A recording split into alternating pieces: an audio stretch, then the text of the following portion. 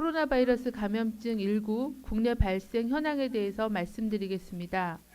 2020년 2월 14일 오전 9시 현재 추가 확진 환자는 없이 총 28명이 확진되었습니다. 6,134명이 검사 결과 음성으로 확인되었고 현재 692명은 검사가 진행 중입니다. 확진자의 접촉자는 총 1,785명이었으며 이 중 562명이 격리가 진행 중입니다. 이 중에 11명이 환자로 확진되었습니다. 1, 2차 임시 항공편으로 귀국한 우리 교민 701명의 격리 해제 전 검사 상황에 대해서도 말씀드리겠습니다. 1월 31일 1차로 입국하신 368명에 대해서 퇴소 전 전수 진단 검사를 실시한 결과 이미 확인되어 별도 격리 입원 치료 중인 2명을 제외한 366명 모두 음성으로 확인되었습니다.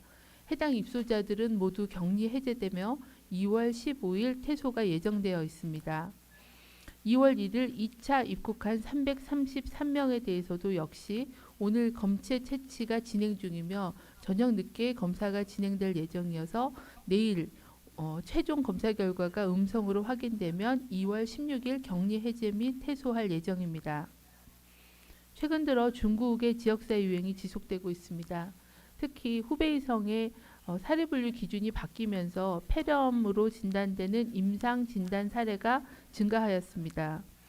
또한 일본에서는 역학적 연관성이 확인되지 않은 사례들이 새롭게 확인되는 등 상황을 예의주시할 필요가 있습니다. 최근 14일 이내에 중국을 방문한 경우는 가급적 외부 활동을 자제하고 집에 머물러 주시고 손 씻기 및 기침 예절을 준수하는 한편 입국 후 14일간은 발열, 호흡기 증상, 발현 여부를 면밀히 관찰하시고 증상이 발생하시면 반드시 마스크를 착용하고 선별진료소의 진료를 받으시거나 1339 질병관리본부 상담센터로 상담해 주실 것을 당부드립니다. 단순히 불안감 해소를 위해 역학적 연관성이나 증상이 없는 상태에서 검사를 받는 것은 의학적으로 불필요합니다. 의료진의 판단에 따라 필요한 경우에 검사를 받아주시기를 당부드립니다. 국민들께서는 가장 좋은 코로나 바이러스 감염증의 예방 수칙은 손 씻기와 기침 예절 준수입니다. 적극적으로 실천하는 것이 중요하며 또한 의료기관에서 유행이 발생할 경우에는 면역 취약한 환자분들께 급속하게 유행이 확산될 그럴 위험성이 있기 때문에 의료기관이 실시하고 있는 면회객 제한 등의 감염관리 조치에도 적극 협조해 주실 것을 당부드립니다. 저희 싱가포르 사례와 관련해서 WHO가 오늘 상황 보고서에서 밝힌 자료가 있어서 간략하게 설명을 드리도록 하겠습니다. 보도자료 8쪽에 보시면은 WHO가 오늘 발표한 싱가포르 발생 집단 사례에 대한 보고가 있습니다. 우리나라 17번째, 19번째 환자 관련입니다. 1월 20일부터 22일 동안 싱가포르에서 개최된 컨퍼런스와 관련해서 현재까지 6개국의 20명이 확진 환자에서 연관성이 확인되었습니다.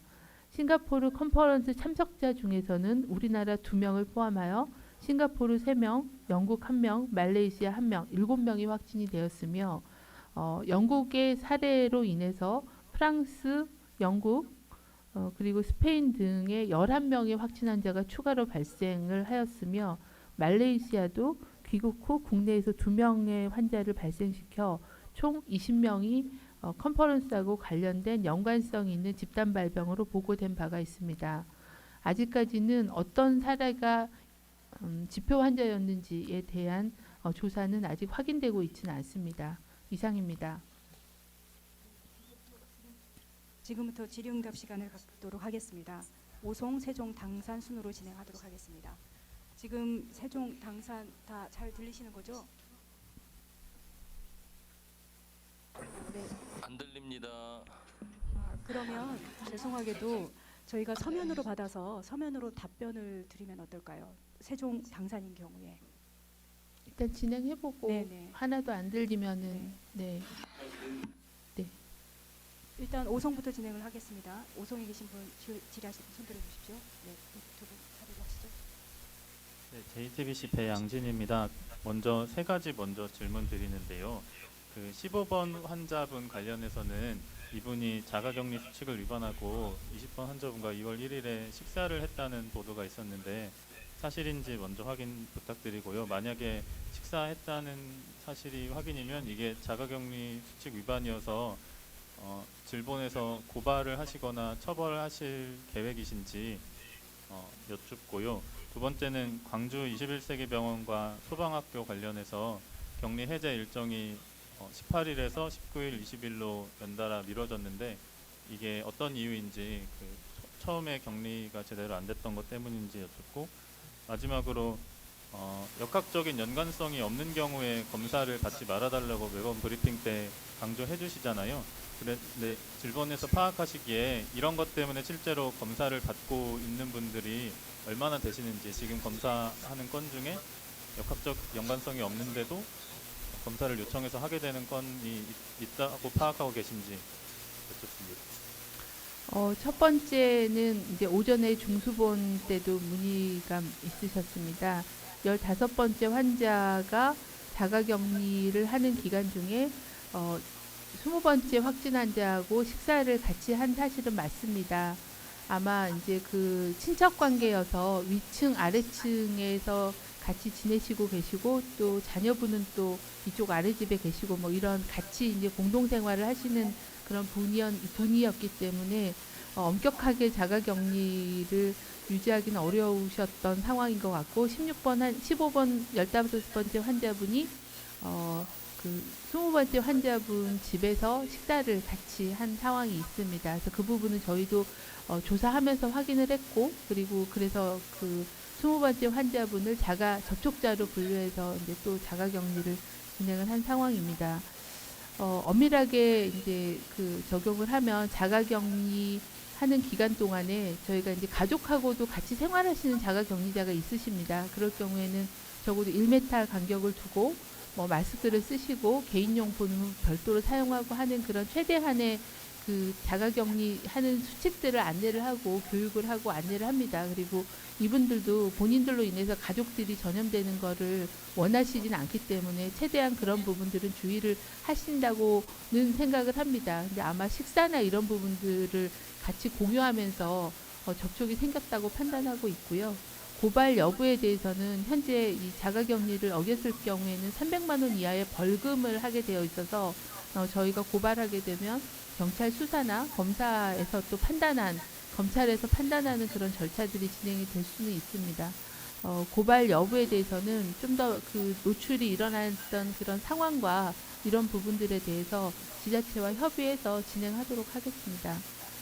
21세기 병원 관련돼서 격리 해제 시점은 그 초기에 이제 조금 1인실 격리하고 대체 의료진이 들어가기 전에 조금 그 어려움이 있었던 부분은 있습니다. 그런데 그것 때문에 격리 해제 시기가 늦춰지는 것은 아니고요. 노출되는 시점은 동일한데 이제 문제는 16번째 확진 환자 말고 그분의 따님이 또 그 병원에 입원한 상태였기 때문에 16번째 환자 기준이 아니라 따님으로부터 마지막 노출을 계산하다 보니까 조금 기간이 더 뒤로 그 16번째 환자 기준보다는 이틀 정도인가 더 뒤로 격리 기간이 길어진 거가 그 따님, 제가 환자 번호를 기억을 못 하는데 그 따님이 입원 상태였기 때문에 그 따님은 이제 외부 활동은 없긴 했지만 그래도 안전을 기하기 위해서 따님의 노출 시점을 기준으로 날짜를 잡아서 변경된 거라고 설명을 드리겠습니다.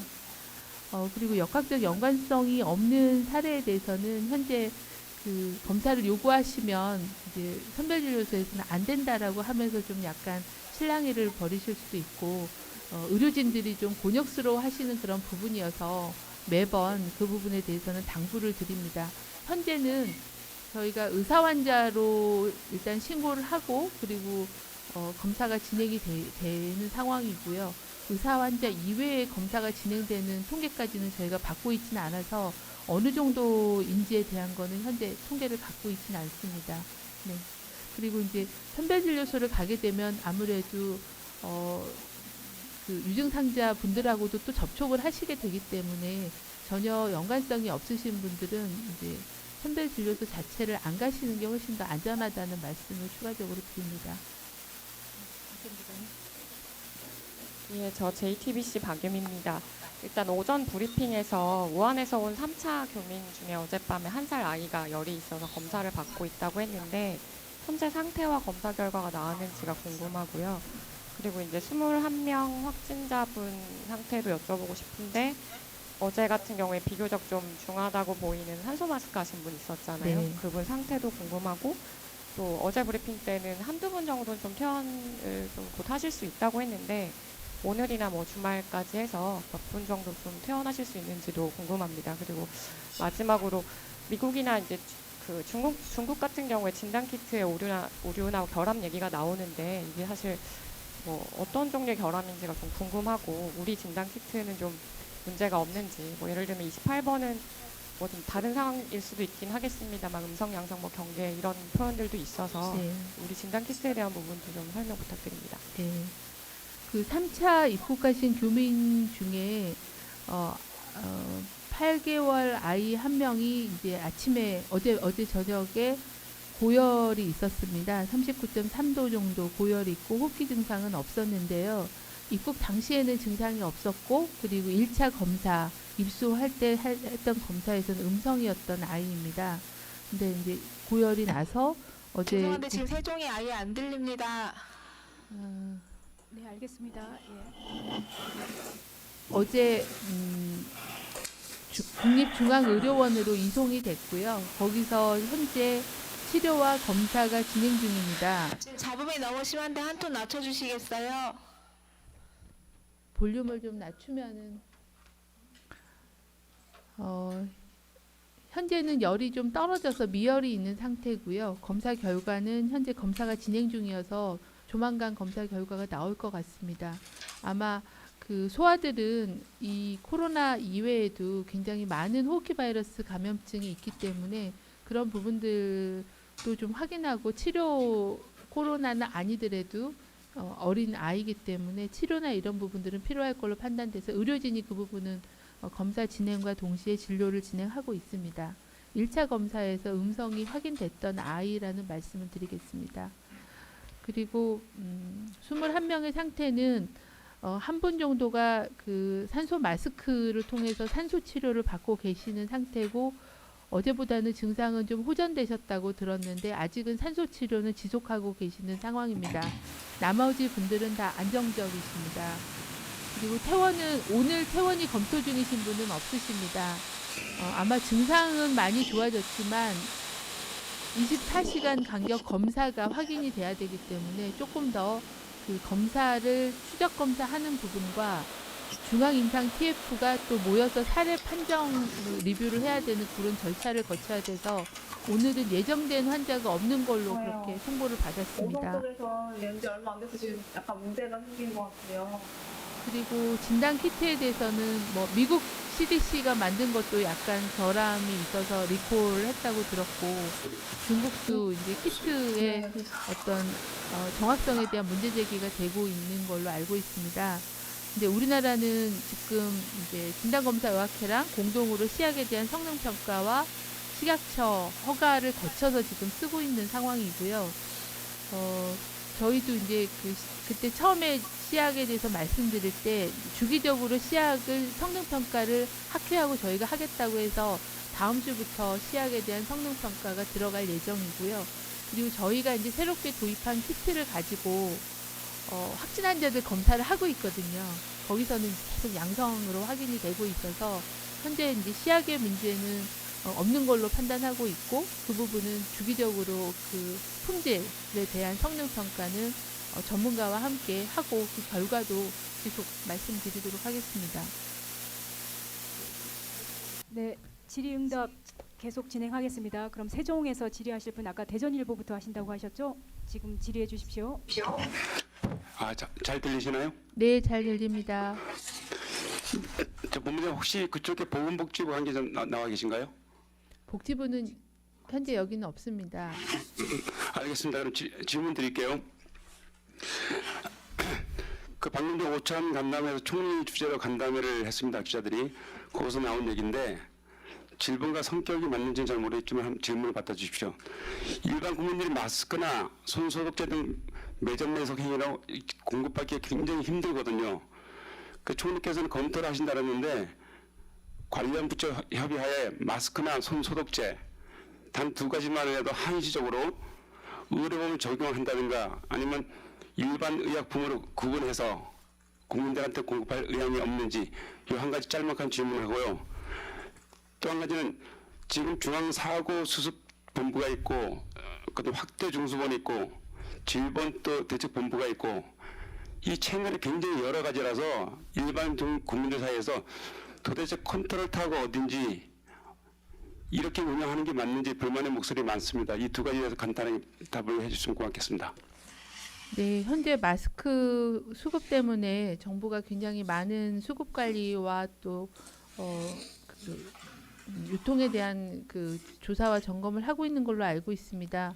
말씀 주신 건강보험 적용이나 일반 의약품 제공에 대해서는 제가 답변 드리기는 좀 어렵고 중수본에서 여러 부처 협의를 통해서 아마 의견을 드려야 될 것 같습니다. 이 부분은 중수본에 검토 요청을 드리도록 하겠습니다. 컨트롤 타워 관련해서는 현재 저희가 재난 단계로는 경계 단계에 해당됩니다. 경계 단계에 해당되면 예전에 메르스 이후에 컨트롤 타워를 감염병에 대한 컨트롤 타워는 중앙방역대책본부가 총괄을 하되 중앙방역대책본부가 활동하고 또 관계부처 또는 지자체 간의 협력을 강화하고 지원하기 위해서 중앙사고수습본부로 두도록 되어 있습니다. 현재는 그 경계 단계여서 방역대책본부와 중수본이 같이 가동이 되고 있습니다. 방역에 관련된 부분들은 질병관리본부가 총괄 책임지고 진행을 시키고 있고요. 중수보훈에서는 관계부처와 지자체의 협력 그리고 각 분야별 대응을 같이 하고 계시기 때문에 컨트롤 타워가 불명확하거나 그렇게 진행되고 있지는 않다라고 말씀드리겠습니다. 예전에는 경계 단계가 되면 방역대책본부가 이제 중수보훈으로 합쳐져서 일을 하는 그런 형태로 업무를 진행을 했었는데 지금은 개별적으로 운영이 되면서 서로 긴밀하게 협력해 가면서 진행을 하고 있습니다. 네, 세종 다음 KBS 기자님 질문 주십시오. 네, KBS 양예빈입니다. 그럼 아까 15번째 환자 질문 나왔었는데요. 그럼 15번째 환자, 20번째 환자 접촉일이 정확히 언제 어디로 파악되는지 그리고 좀 15번째 환자, 20번째 환자가 가족 사이니까 좀 애매하다고 하셨는데 그럼 15번째 환자는 자가격리 수칙 위반이라고 볼 수는 없는 건지 환자 처벌은 안 되는 건지 그리고 보건소 관리하는 자가격리 대상자가 위반했다는 신고가 얼마나 접수되는지 랑요. 그리고 싱가포르 컨퍼런스 관련해서 영국 환자가 유럽에 2, 3차 감염시켰다는 11명은 구체적으로 어느 나라 몇 명인지 확인해 주실 수 있는지 좀 설명 부탁드립니다.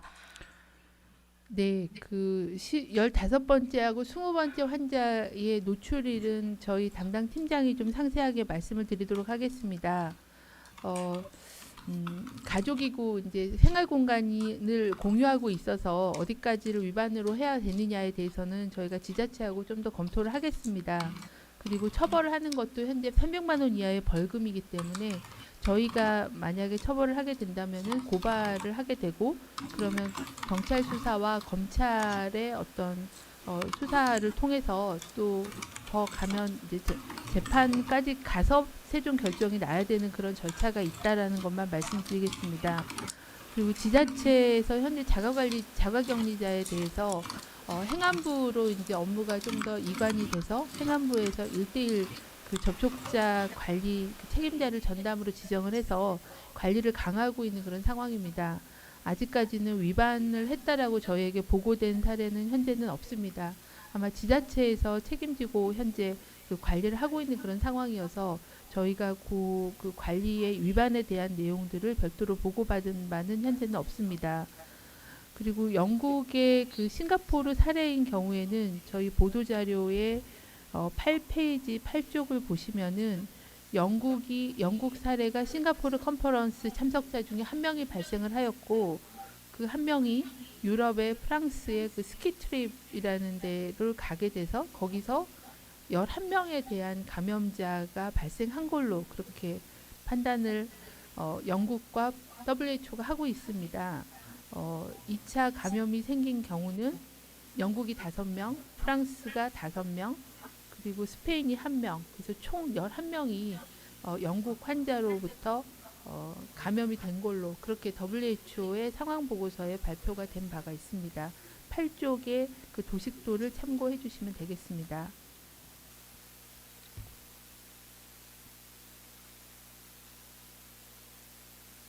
노출일. 네, 곽진 역학조사 1팀장입니다. 네, 그 15번째 환자분 그리고 20번째 환자분 간에 접촉이 있었던 일시는 2월 1일이 되겠습니다. 네, 세종의 다음 질문하실 기자분 안 계신가요? 네, 그럼 잠시만 저희 임재희 기자님 한번 네, 세종에서 질의하실 기자님 계신가요? 네, 저 뉴시스 임재희 기자인데요. 그 15번째 환자분이랑 20번째 환자분이 2월 1일 날 접촉을 하셨다고 돼 있는데 2월 1일이 지금 보면 15번째 환자분 증상 발현일이어서요. 그 정확히 증상 발현을 하시고 선별진료소를 다녀오신 뒤에 접촉을 하신 건지 좀 구체적으로 설명 부탁드립니다. 네, 곽진 역학조사 1팀장님께서 답변하시겠습니다. 현재 파악하고 있기로는 그 이전으로 파악하고 있습니다. 네, 그럼 이제 당산으로 가도록 하겠습니다. 질문하시면 바로 마이크를 꺼주시기를 부탁드립니다. 당사는 한국일보, 연합뉴스, TV조선, 머니투데이, CBS 순으로 하겠습니다. 그럼 한국일보 먼저 질의해 주십시오. 예, 들리십니까? 네, 잘 들립니다. 예, 저 한국일보 김민호입니다. 저 죄송합니다. 질문 2가지인데요. 하나는 15번 그 환자 방금 가족이라고 하셔서 제가 헷갈리는 부분이 원래 같이 하는 동거인 사이신지, 그러니까 동거하는 관계라서 그래서 가족이라서 식사 자리가 뭐 분리하기 어려워서 이렇게 자가격리가 제대로 시행됐는지 아직 판단을 못 하고 있다 이런 말씀이신 건지, 서로 다른 집에 살다가 그날 이제 가가지고 만나서 밥 먹어서 이건 자가격리 깼다 이렇게 해석하기가 어렵다는 말씀이신 건지 확인을 좀 부탁드리고요. 두 번째는 어제 후베이성 통계 관련해서 이제 제가 이해하기로는 중국 당국에 이거 새로 발생한 환자냐 아니면 그냥 사례정이 다시 한 거냐 확인차 이제 확인해 보신다고 했는데 혹시 어제 오늘 뭐 확인이 된 게 있는지 보니까 WHO도 그거 확인한다고 얘기를 했더라고요. 그러면 이제 중국 보건 당국이나 WHO 양쪽에서 통보받은 사실이 있는가? 예, 그리고 만약에 통보받게 되면 우리 대응이 뭐 달라지게 되는 거 어떤 사례에 따라서 여쭤봅니다. 네, 2번째 질문부터 답변을 드리고 첫 번째 질문은 팀장이 말씀드리도록 하겠습니다. 후베이성 통계 관련해서는 어제부터 후베이성의 사례 분류를 구분을 해서 PCR 검사를 하진 않았지만 임상적으로 폐렴이 확인된 환자를 임상 진단 환자로 분류를 해서 어제부터 통계를 내기 시작했습니다. 그래서 어제는 임상 진단 환자가 13,332명으로 발표를 했고 오늘 후베이성 그 보건당국의 발표에 의하면 오늘 신규 환자는 4,823명인데 그 중에 임상 진단 환자가 3,095명으로 똑같은 그런 분류 기준으로 발표를 했습니다. 저희가 중국 CDC를 통해서 확인한 거는 이 임상 진단 환자는 아직 유전자 검사가 시행되지 않고 임상적으로 폐렴이 확인된 경우는 일단은 코로나 19의 케이스로 판단하고 치료 등의 조치를 취하는 걸로 그렇게 분류 기준을 바꾼 거에 따른 그런 재분류라고 검사를 하지 않았다라고 확인을 받았습니다. 그리고 이 환자가 그럼 13,000여 명의 환자가 당일 생긴 신규 환자는 아닌 걸로 보이고요. 그동안에 이제 누적됐던 환자분들을 한꺼번에 새로운 사례 분류 기준을 적용하면서 그동안 의심 환자로 분류했던 사례를 임상 진단 환자로 분류를 하고 이거를 뉴케이스라고 하는 그런 신규 환자의 범주로 발표를 한 걸로 그렇게 판단을 했습니다. WHO가 그 상황 보고서에서 발표한 걸 보면 아직은 유전자 검사로 확인된 사례만을 공식 통계로 잡고 있고 임상 진단 환자에 대해서는 통계에 반영하고는 있지 않은 상황입니다. 아마 그거는 WHO의 판단 기준으로 사례를 좀 분류해서 통계를 제시한 게 아닌가라고 판단하고 있어서 아마 그 통계 분류에 대한 것들은 좀 더 정리가 될 시간이 필요할 것 같습니다. 저희가 판단하기로는 그동안에는 이제 유전자 검사로 확인된 사례만을 공식 통계로 발표를 해서 조금 감소 추세에 있었던 그런 점들을 모니터링하고 있었지만 검사가 진행되지 않고 그리고 의심 환자로 관리가 되던 환자분도 가능성이 높은 그런 임상진단 환자로 분류해서 관리하는 거면 후베이성의 환자 발생 상황이 아직 통제되기는 어려운 상황으로 보고 그에 따른 그런 중국에 대한 위험도 평가와 대응을 해야 된다라고 판단하고 있습니다. 가지고 그게 본부장님 죄송합니다. 그 판단이라고 하셔가지고요. 네. 그게 우리가 이제 판단을 한 건지 어제 확인한 결과 중국에서 그거는 재분류한 거다라고 네, 네. 알려준 건지. 예. 중국 CDC를 통해서 확인한 거는 재분류한 게 맞고요. 그리고 임상 진단 환자로 분류된 이 13,000여 명은 유전자 검사를 시행하지 않고 임상적으로만 진단한 환자다라고 통보를 받았습니다.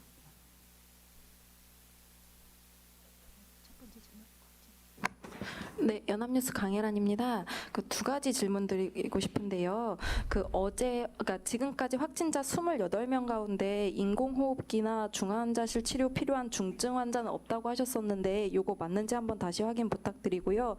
어제 브리핑에서 그 산소 치료 받는 환자가 비교적 중증이라고 언급을 하셔서 요 환자를 중증으로 봐야 되는지 확인 부탁드립니다. 그리고 지금 28번 환자 같은 경우에 그 병원에서 아직 검사 결과를 못 받았다고 하는데 검사 결과 나왔으면은 어떻게 나왔는지와 퇴원 가능한지 확인 부탁드립니다.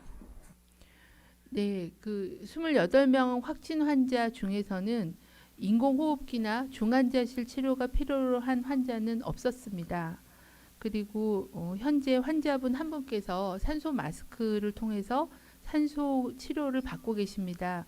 폐렴이 진행 중이고 그리고 발열이 있는 상태여서 산소 포화도가 좀 떨어져서 산소를 이제 마스크를 통해서 공급하는 치료를 하고 있는 상황인데요.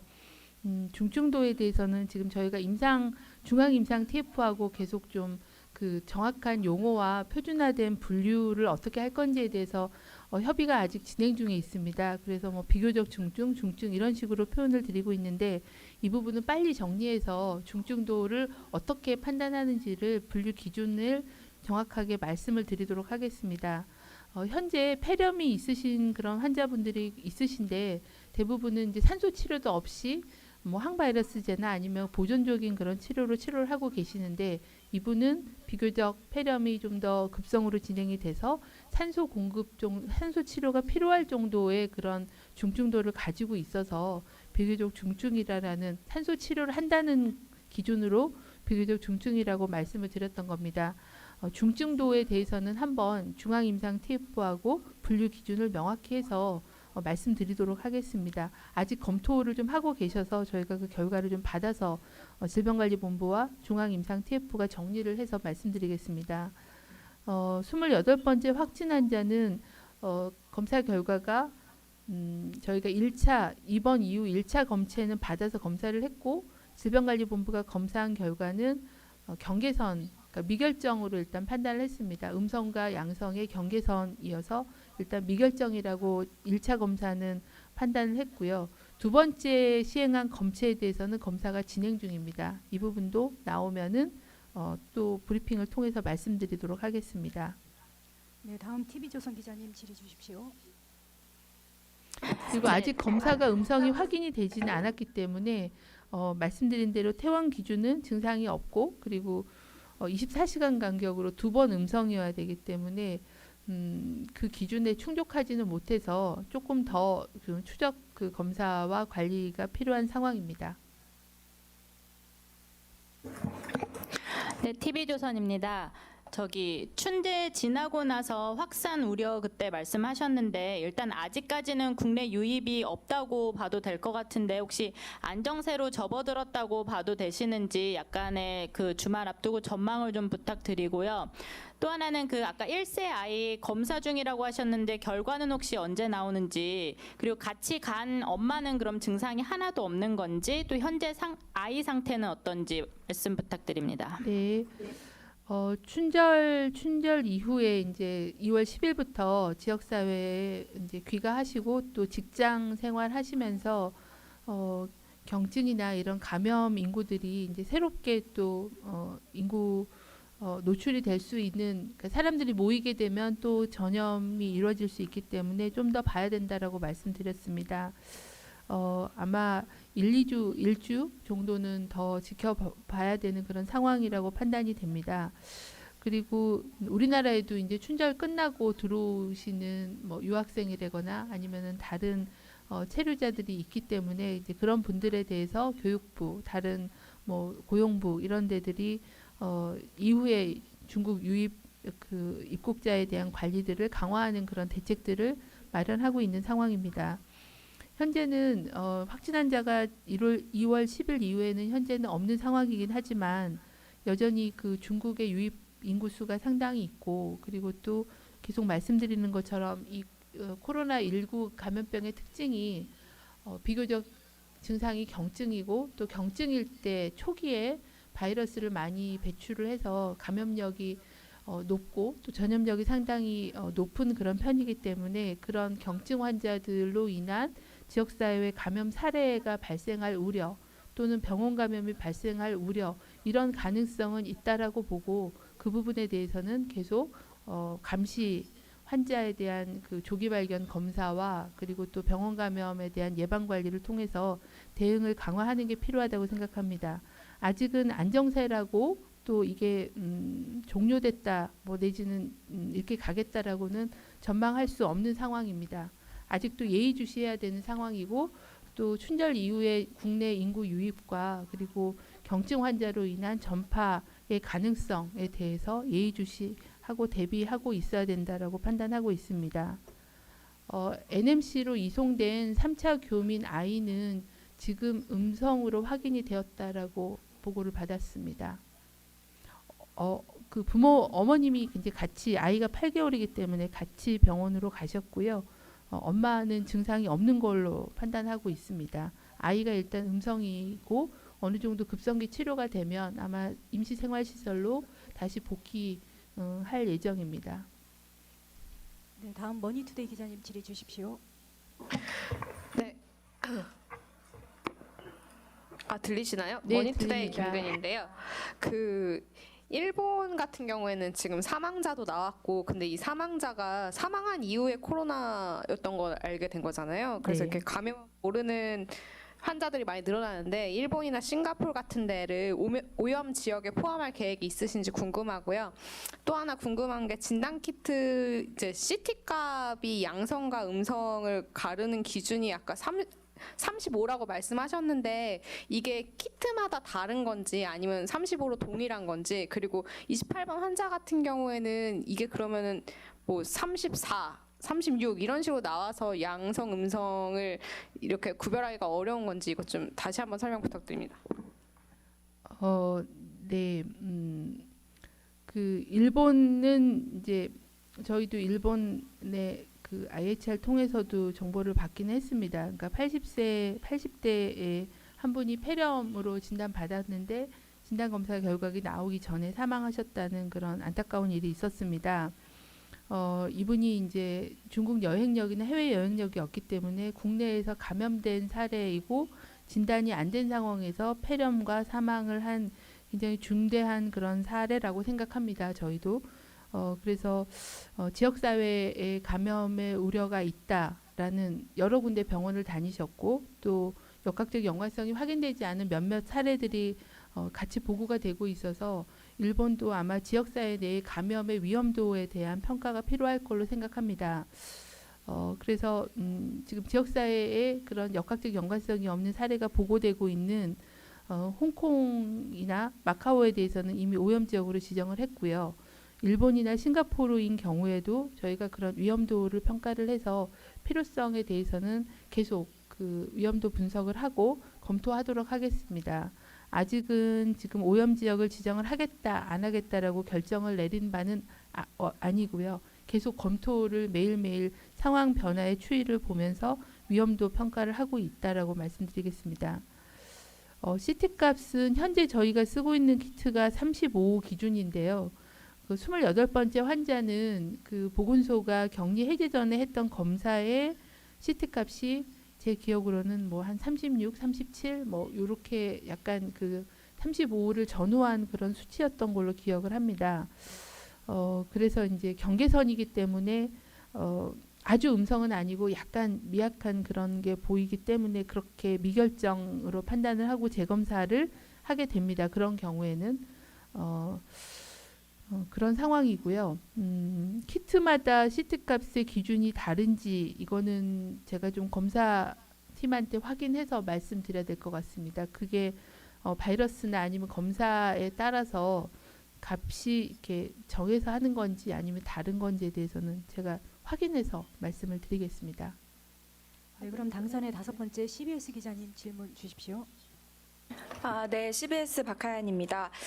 그 싱가포르 컨퍼런스에서 감염된 사람이 7명이라고 나왔는데 그러면 감염이 누구에게 비롯된 건지 아직 감염원이 밝혀지지 않은 건지 이제 13명이 이제 뭐 프랑스나 이쪽에서 추가로 발생을 했는데 그럼 이들을 2차 감염자라고 명명을 하면 부정확한 것인지 먼저 설명을 부탁드리고요.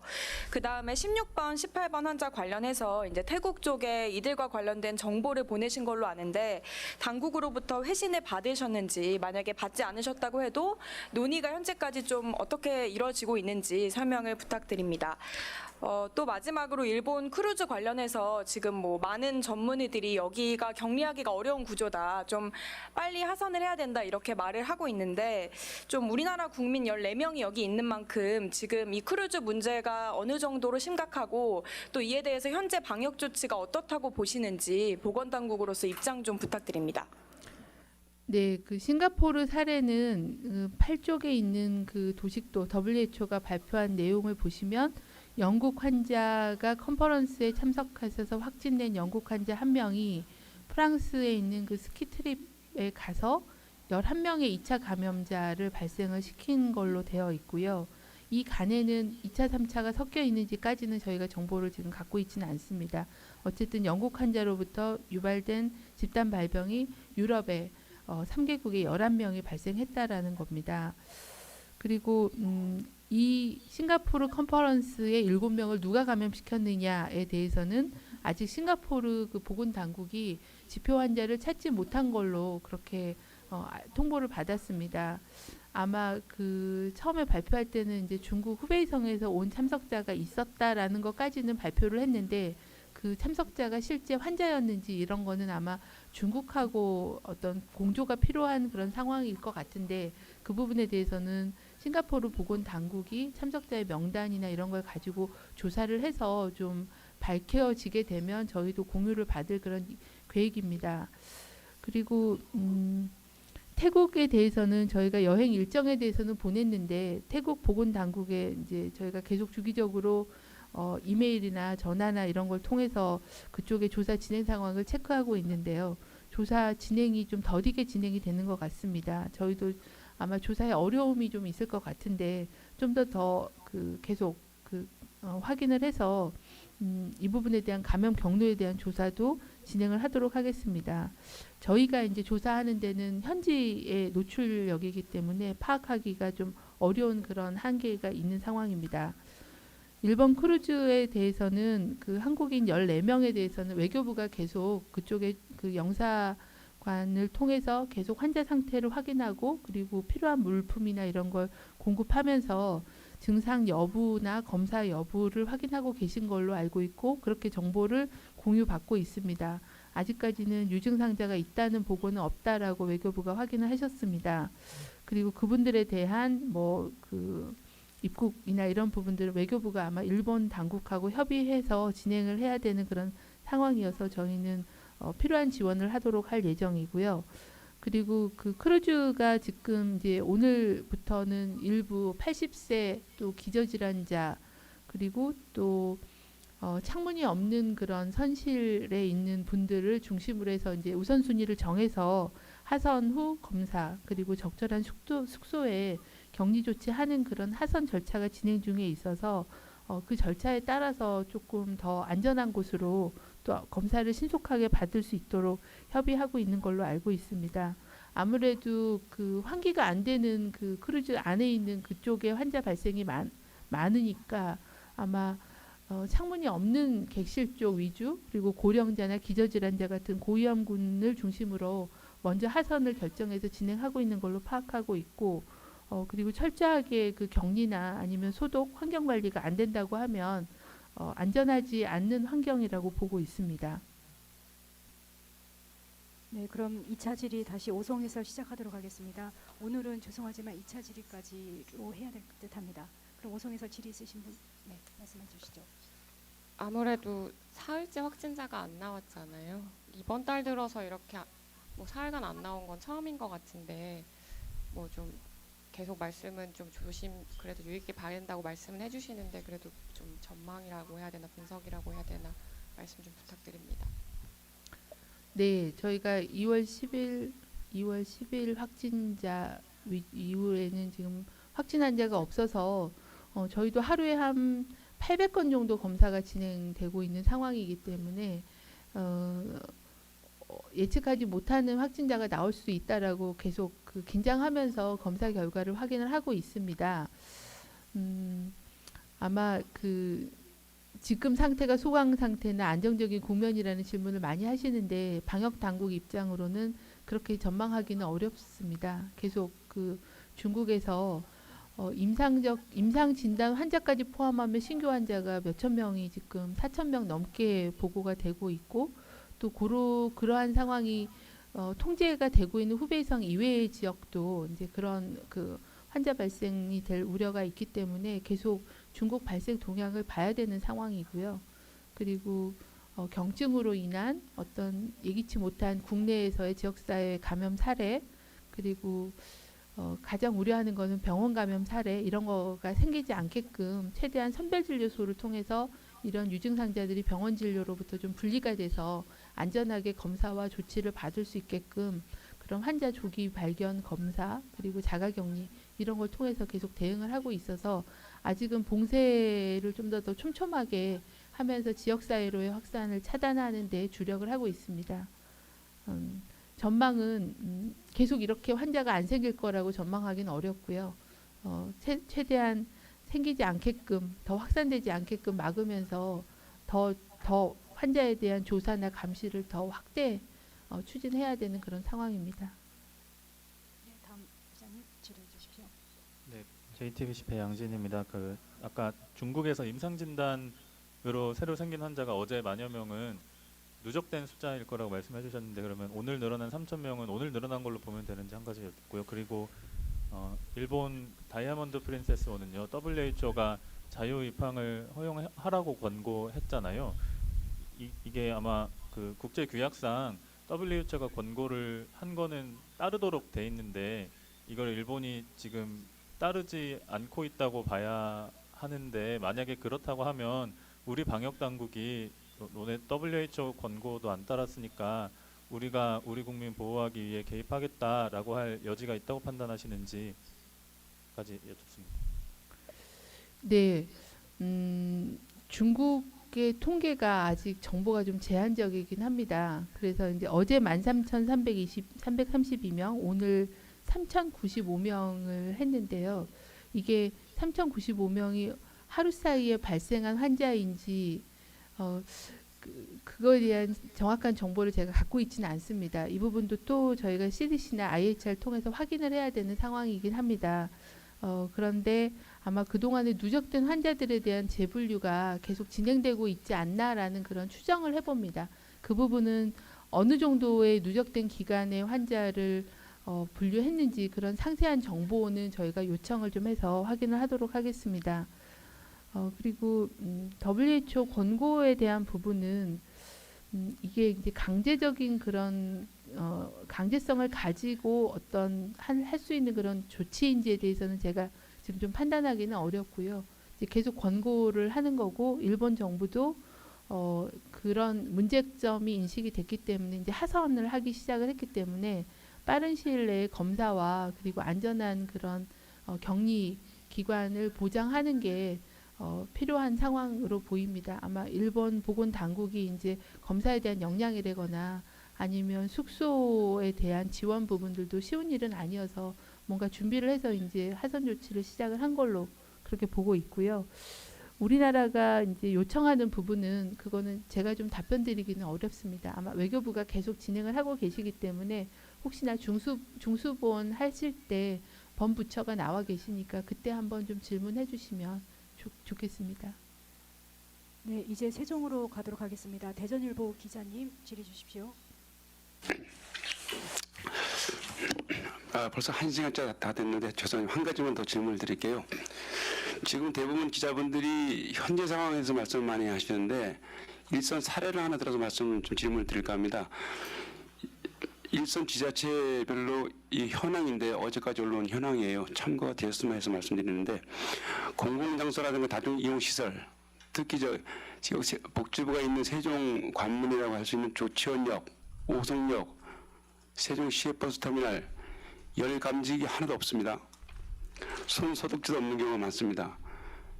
이 보건당국에서 과연 일선 지자체에다가 이런 것을 제대로 하달을 할 수 있는지 시정명령이 아닌 권고가 아닌 중앙사고수습본부 차원에서 할 수 있는지를 꼭 여쭤보고 싶어서 제가 마이크를 추가 질문을 드리고요. 심지어는 일선 보건소에서 이런 답변이 왔습니다. 어디라고 밝히지 않겠습니다. 공공장소에는 월 1회 의무적으로 소독을 하기 때문에 문제가 없다. 질병관리본부에서는 여기에 대해서 어떻게 답변을 할지 궁금합니다. 일선 지자체, 그다음 중앙부처하고 공조체제가 전혀 따로 놀아요. 이번에 답변 부탁드립니다. 네, 지자체하고의 공조 체계는 저희가 매일 그 중수본이 중심이 돼서 저희 방역대책본부도 참여하고 그리고 각 지자체의 담당과 또 장관님 주재하실 때는 부단체장들이 매일매일 점검회의를 하면서 상황에 대한 공유와 전달과 뭐 이런 부분들을 같이 논의하고 있습니다. 그래서 지자체에 대한 공조가 문제가 있다라고 얘기하기는 어렵습니다. 그리고 이제 다중이용 시설인 경우에는 열 감지 카메라를 반드시 설치해야 된다거나 이런 규정을 드리는 것은 아닙니다. 그러니까 의료기관이나 아니면은 이제 다른 이게 필요한 그런 부분에서 검역 당국이나 이런 데는 당연히 해야 되겠지만 그런 역이나 이런 데서 열 감지 카메라를 설치를 해서 환자를 이렇게 전반적인 그런 환자를 다 찾아내야 되는 그런 상태는 아니라고 생각합니다. 그래서 그 부분을 안 했다고 그래서 문제가 있다라고 보기는 어렵고요. 하지만은 많은 사람들이 이용하는 시설에 대해서는 위생용품, 손소독제나 아니면은 필요한 경우는 마스크나 아니면 이런 것들을 좀 비치해서 이용자들이 사용할 수 있게끔 그렇게 권고를 드리고 있고요. 그리고 좀 더 자주 특히 사람들 손이 닿는 그런 부분들은 이제 닦는 그런 소독 이런 부분들을 좀 더 강화시켜 주시기를 요청을 드리고 있어서 이 부분은 점차 좀 더 강화시키고 개선해 나갈 수 있도록 그렇게 지자체랑 협력을 하도록 하겠습니다. 네, 다음 세종 뉴시스 기자님 질의 주십시오. 네, 뉴시스 임재희 기자인데요. 그 15번째 환자분 관련해 가지고 확인도 할 겸 추가 질문도 드리려고 하는데요. 그러니까 이분이랑 20번째 환자분이 같은 건물인데 층만 다른 상태로 거주를 하시면서 서로 가족 간에 왕래가 잦으셨던 거란 설명을 해주신 건지 이 부분하고요. 그리고 지금 15번째 환자분 접촉자가 현재 15명 중에 12명이 자가격리 중이고 20번째 환자분 같은 경우는 2분이 자가격리 중인데 그러면 이 자가격리자 중에 그날 같이 식사를 하신 가족분들이 추가로 더 있으신지 그리고 그분들에 대한 혹시 뭐 진단검사 실시 여부도 함께 말씀 부탁드립니다.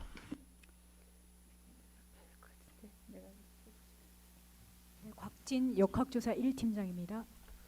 네, 그 15번째 환자분과 20번째 환자분은 예, 말씀하신 대로 같은 건물의 위아래층에 거주하시는 관계였습니다.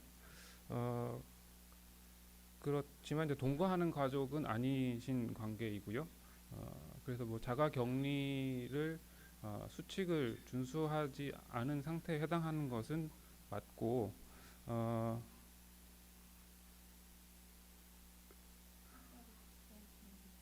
예, 그 2월 1일 날에 있었던 그 접촉에 있어서 같이 식사를 하신 분들이 더 있으시고 그분들도 모두 현재는 이제 접촉자로 그 15번 환자분의 접촉자로 등록이 돼서 지금 관리되고 있는 상태이고요. 현재까지는 다른 특별한 문제는 없으신 상황입니다. 계속 관찰되고 있는 상태입니다. 검사 여부는 최초에는 그러니까 최초 격리될 당시에 검사했었을 때는 이제 음성이 나왔었고요. 그 이후의 상황에 대해서는 제가 조금 더 확인을 해봐야 할 것 같습니다. 네, 이제 당산으로 가려고 합니다. 세종에 더 이상 질의 없으시죠? 네, 당산은 한국일보, 국민일보, 연합뉴스, 뉴시스, CBS 순으로 하도록 하겠습니다. 그럼 먼저 한국일보 기자님 질문 주십시오.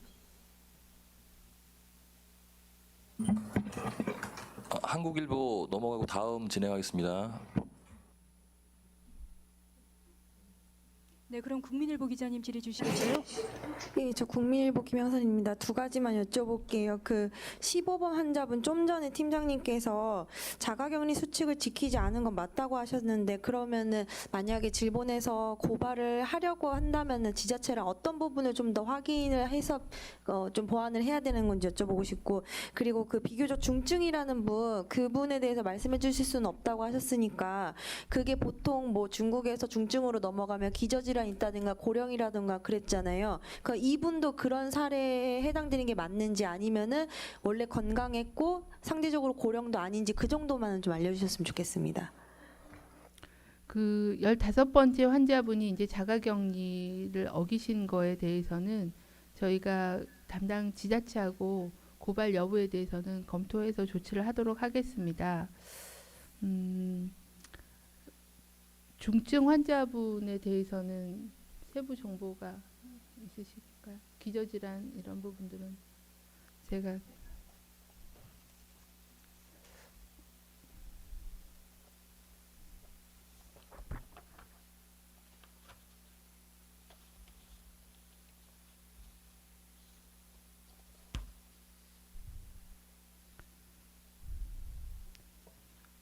고령이나 기저질환은 없으신 상태입니다.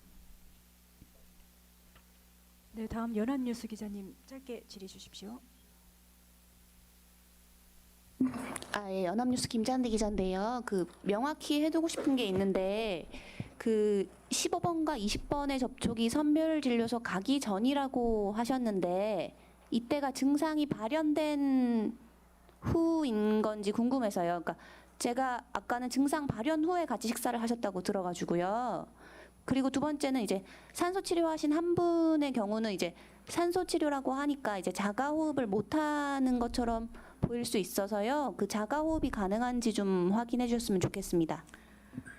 네, 그 선별진료소 가기 전인지는 확인해 주시고요. 우리 팀장께서. 그리고 그 산소 치료라고 하는 거는 그 얼굴 마스크를 이렇게 입과 코에 대고 거기를 통해서 산소를 뭐 6리터, 4리터 이렇게 산소를 그러니까 페이스 마스크를 통해서 산소를 공급해 주는 거기 때문에 당연히 자가 호흡이 있으십니다. 예. 산소를 좀 더 고농도로 전달을 해서 산소 포화도를 높이는 치료를 하고 있는 거지 그분이 호흡을 못 하거나 뭐 인공호흡기가 필요하거나 그런 거하고는 전혀 다르고 자발호흡을 하고 계시고 폐렴 증상으로 산소 포화도가 좀 낮기 때문에 고용량의 산소를 그러니까 조금 그 시간당 뭐 몇 리터 이런 산소를 얼굴 마스크를 통해서 공급해 주는 그런 산소 치료를 받고 계시다. 이렇게 설명을 드리겠습니다.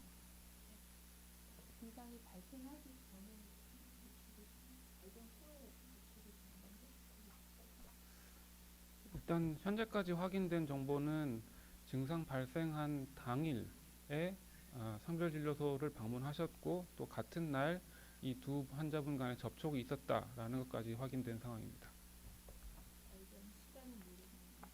시점까지는 아직 좀 더 확인을 해보겠습니다.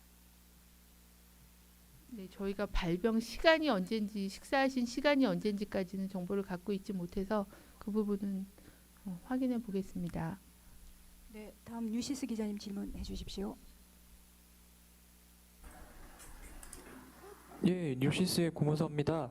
그 27번째 환자 오늘 접촉자 수랑 격리 조치 중 한 명씩 늘었는데 꽤 늦은 좀 시기에 한 명씩 추가된 것 같은데요. 어디서 추가된 건지 좀 궁금하고요. 혹시 뭐 동선이 뭐 또 추가로 뭐 확인된 게 있는지 그런 게 좀 질문드립니다.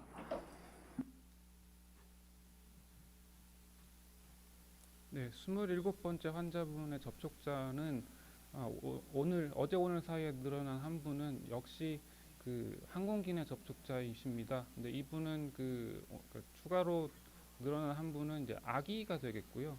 그 항공기 탑승할 때 그 좌석 배정이 되지 않은 아기였기 때문에 이제 그 탑승자에 대한 그 추가 조달하는 과정에서 탑승 계획으로 추가로 확인되었습니다.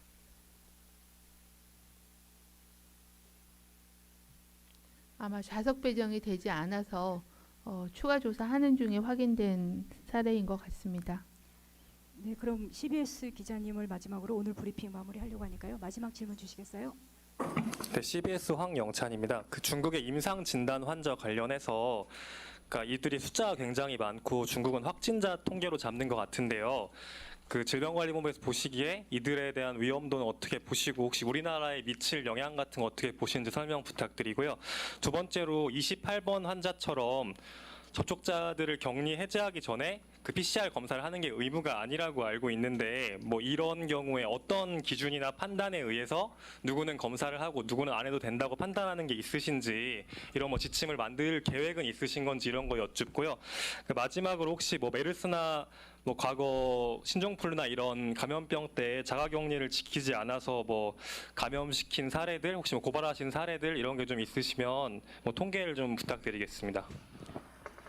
네, 임상진단 환자인 경우에는 우리나라인 경우에는 지금 검사를 광범위하게 하기 때문에 바로 검사를 하면 이제 확진으로 분류가 될 수 있는 사례인데 저희가 판단하기로는 검사가 또 한꺼번에 뭐 몇천 명 검사를 못하다 보니까 의심 환자로 관리를 하고 있던 거를 다시 이거를 좀 더 환자로 재분류하면서 좀 더 적극적으로 치료와 관리를 하겠다라는 입장으로 그렇게 통계 분류를 바꾼 걸로 검사의 한계와 관리 강화 차원에서 한 거라고 판단이 되고요. 현재는 후베이성이 엄격하게 통제가 되고 있습니다. 그래서 후베이성으로부터는 입국 금지가 조치가 되고 있어서 이쪽이 후베이성의 그 위험도 가장 위험도가 높은 우한시 중심 또는 후베이성 전체에 대해서는 입국 금지를 계속 진행을 해왔고 지난번에 법무부가 보고할 때도 뭐 499명의 입국 금지가 조치가 됐다라는 말씀을 하신 것처럼 후베이성으로부터의 추가적인 유입은 현재는 차단된 상태이기 때문에 이 사례가 더 늘어남으로써 더 위험이 이걸로 인해서 커졌다라고 보기는 어려울 것 같습니다. 그리고 27번째 그 PCR 검사를 해제할 때 이제 검사를 할 거냐에 대해서는 현재 지침 개정안이 전문가 검토를 진행 중에 있습니다. 그 중에는 그 접촉자 격리 해제할 때 검사를 어느 선을 할 건가에 대한 논의를 하고 있고요. 의료인에 대해서나 아니면은 동거인 가족 아주 그 오랜 시간 접촉하신 분 그리고 역학조사관이 판단했을 때 좀 더 검사가 필요하다는 그런 분들에 대해서는 검사를 하는 방안으로 지금 검토가 진행 중에 있습니다. 그래서 좀 더 확정이 되면 그 바뀐 지침에 대해서는 브리핑 때 말씀을 드리도록 하겠습니다. 메르스 때 2015년도에 이런 자가격리를 어겨서 고발당한 사례는 저희가 정확한 통계를 지금 갖고 있지는 않은데 저희가 확인한 걸로는 한 두 사례 정도는 고발이 됐고 한 명은 그 300만 원의 벌금을 부과받으신 걸로 그렇게 확인하고 있습니다. 그밖에 이제 전체에 대한 지자체의 통계를 저희가 확인하지는 않아서 전체 통계를 제가 알고 있지는 않습니다. 2명 정도 고발된 사례가 있고 그 중에 한 명은 실제 이제 300만 원의 벌금을 부과받으신 사례를 확인은 하였습니다. 네, 아까 한국일보 기자님이 빠져서 마지막으로 CBS 박하연 기자님을 마지막으로 하도록 하겠습니다. 질의 주시겠어요?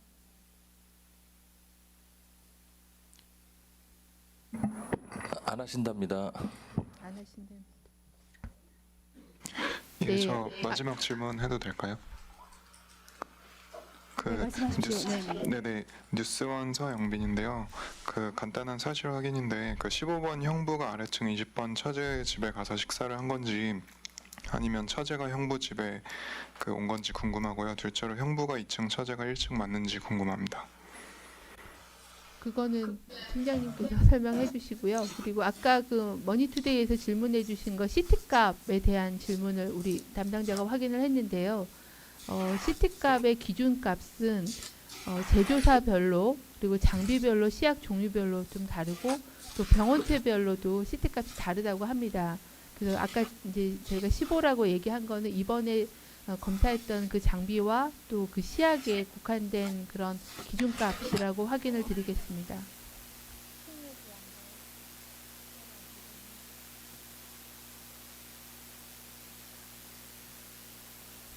그러니까 20번째 환자분의 댁에서 15번째 환자분이 같이 식사를 했다 이렇게 말씀드릴 수 있겠고요. 층은 4층과 3층입니다. 3층에서 식사를 하셨습니다. 정리해드리면 20번째 환자분이 3층이고 15번째 환자분이 4층에 이렇게 위아래층으로 살고 계시는 거고요. 15번째 환자분이 그 처제 되시는 그 20번째 환자분 댁으로 오셔서 식사를 같이 하신 걸로 그렇게 확인했습니다. 네, 이상으로 오늘 브리핑을 마치도록 하겠습니다. 참석해 주셔서 감사드립니다.